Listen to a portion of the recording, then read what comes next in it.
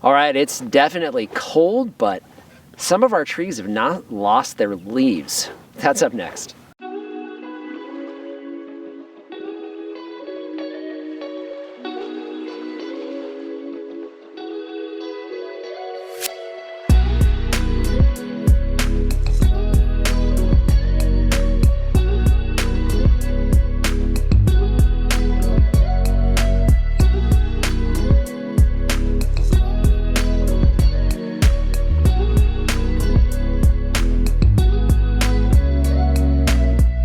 Hello everyone, this is Dwayne with Edge of Nowhere Farm, and we're coming to you here at the beginning of January in 2022. So you can see from the way I'm dressed, even though it's nice and sunny today, it's actually very, very cold. In fact, last night we had our first night drop down into the 20s. However, as you can see behind me, some of our trees still are hanging on to those leaves. So a few questions we take from time to time are chill hours and the effect of our warm weather here in Arizona on trees that require chill hours or chill time. What you see behind us here would be 3 of our Florida Prince peach trees that all require a couple hundred hours of chill time, and that could be a challenge for us to reach here in Arizona. So what we want to talk about today is the importance of chill hours and a few ways that you might be able to ensure that your trees reach that chill hour requirement. First thing you want to keep in mind when it comes to chill hours with your fruit trees is choosing the right variety. That may sound simple, but some folks don't realize that there are certain varieties that require less chill hours than others. The Florida Prince peach trees would be one of the lowest chill hour requirements you're going to find out there. And that's usually what we stick with here in the Whitman area. And definitely you'll want to do that if you're in slightly warmer areas like in the Phoenix metro area. So first thing would be your variety. Second thing is going to be placement.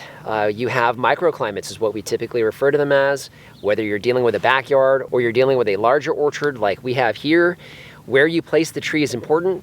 Now, peach trees is what we're talking about here right now. They need full sun, as do the vast majority of the trees you'd be growing anywhere, including here in Arizona.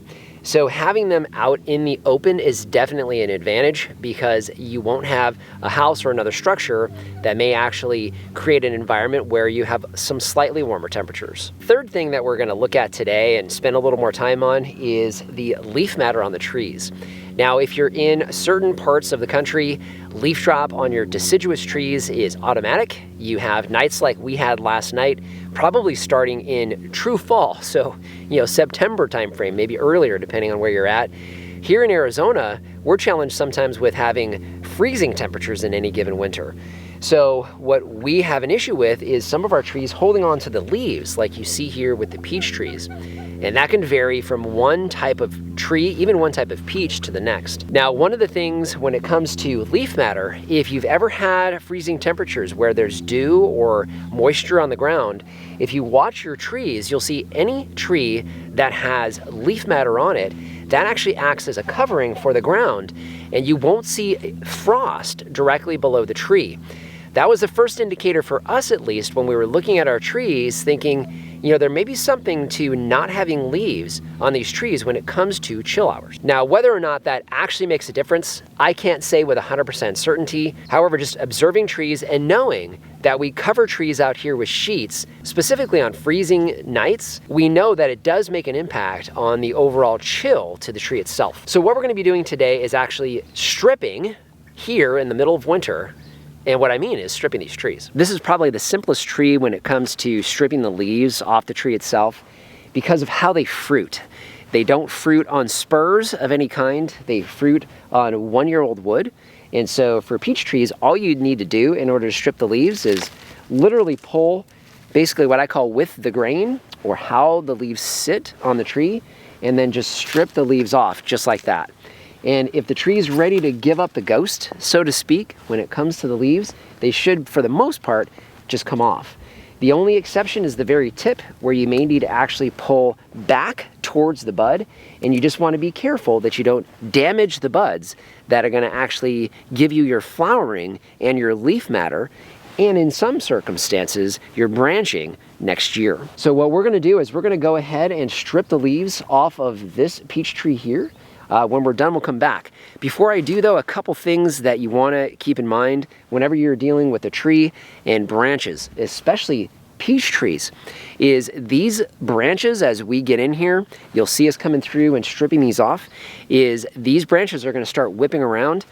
We learned the hard way, actually Lori did, last year. We were stripping some of these trees and she actually got whacked in the eye with one of these branches. So definitely want to wear safety glasses and gloves when you're working with trees, whether it be stripping or pruning.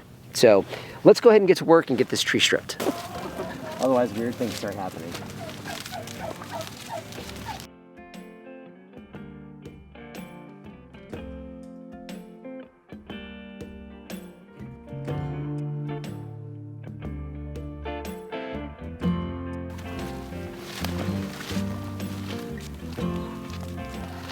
One of the reasons why we start when it comes to stripping the trees with peach trees is they're one of the first trees to break bud here in the winter. In fact, we're at the beginning of January today. It's not totally uncommon for us to see actual flowering on this tree within a month from now. So we usually start with peach trees, ensuring that they're going to get this chill time while they can before we run out of time. Second thing is we are going to be pruning. In fact, I'll probably be coming back behind us today and starting our pruning, and we always start with peach trees. Again, because they break dormancy the earliest. Not having leaves on the tree makes it much easier for me to determine where I need to make my pruning cuts. So not only can stripping the leaves off of the tree provide the benefit of the possibility of increased chill hours, it also allows you a chance to see very clearly where you need to make those critical pruning cuts for spring fruit set and growth. Peach trees are very easy to strip the leaves off. You don't really have to worry about the direction that you take the leaves off.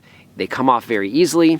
That's not always the case. In fact, our apple trees are a little more difficult, so let's go take a peek at that. We're here on our eastern orchard where we have all of our pome fruit, and apple trees would be part of that family. And the tree behind me here is an Anna apple tree. You can see it is definitely green. Even through freezing temperatures, it's showing very few signs of wanting to go dormant. However, I do know that it's ready to lose its leaves. Now, this type of tree, the fruit set is a little bit different. So if you're going to be stripping leaves off of an apple tree, a pear tree, a plum tree, an apricot tree, a nut tree like an almond, all of those have a tendency to fruit usually on spurs of some sort, or at least they tend to. And you need to be very careful when you're removing leaves to ensure that you're not breaking your fruiting spurs. Definitely defeats the purpose of ensuring chill hours for a fruit set if you're breaking off the things the fruit grow on.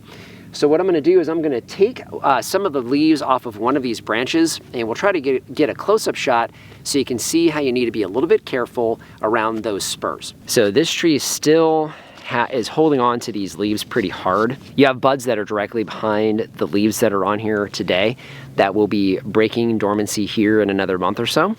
So you want to be careful when you're taking these leaves off not to damage those buds, because we'll actually be pulling these leaves essentially against the tree itself, or against kind of the flow or the grain of the tree. If I do this, you can see none of the leaves come off like it did with those peach trees.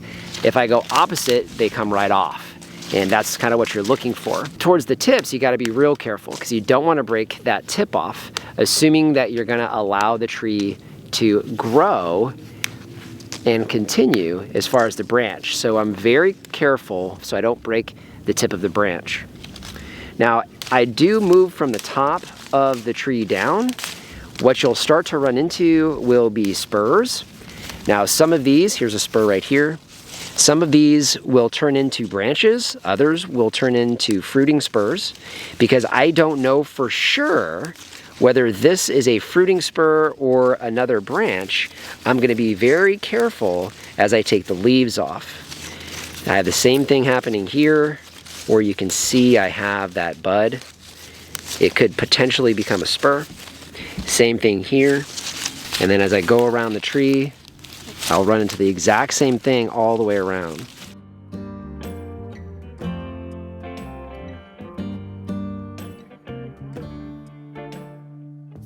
What we're going to be doing when we come back to prune is encouraging the fruiting spurs to grow. So one of the advantages to stripping these trees here before we break dormancy is it's going to allow me a very clear view of exactly where I need to make each one of those pruning cuts to ensure that we're going to get a good fruit set here in the spring.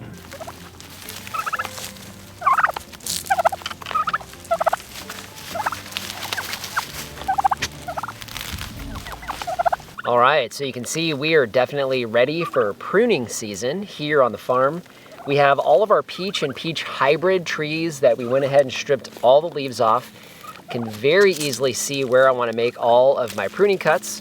We have our turkeys out here who are really excited to see all the leaves on the ground that they can't eat, although they sure did try. But I think one of the things that a lot of us are wary of is the fact that, you know, weather patterns change. And there are some years where it's warmer than others and some years where it's colder. And, you know, whether you believe in climate change or not, the reality is climate does change from year to year. So some years it's colder, some years it's warmer. And for all of us, in those years where it's warmer, the whole plan is to try to get your trees to have their allotment of chill hours. So most importantly, when it comes to spring, you have some fruit to show for all that hard labor. So just want to thank you for joining us today. If you haven't done so already, subscribe to the channel.